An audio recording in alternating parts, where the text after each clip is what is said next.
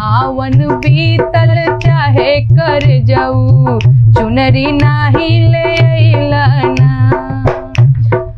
सखिया झूम झूम गीत गावे, करे जाऊ चुनरी काहे ले अइलना। जी हाँ दोस्तों, ये गाना जिसे आप सुन रहे हैं ये सारा जगह धूम मचा रहा है। नेहा राठौर जैसे कि आप जानते हैं कि अपने लोकगीत के कलाओं से अपने जो व्यूअर हैं, उनके चाहने वाले हैं, उनको मनोरंजन करती रहती है। तो यहाँ पे अब सावन एंडिंग पोजीशन पे है, यानी सावन अब समाप्त होने वाला है। 11 तारीख तक सावन है।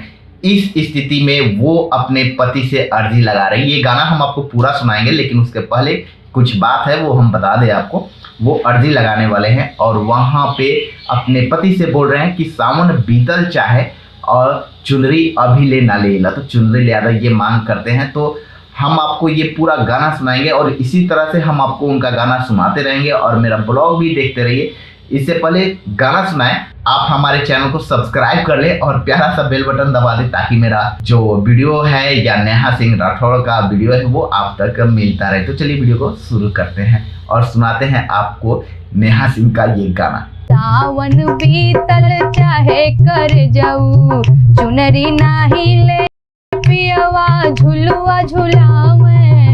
सखी झूम झूम गीत गावे, सब कर पियवा झुलुआ झुलावे। बीतल जाला सवनवा सगरी, चुनरी नाही ले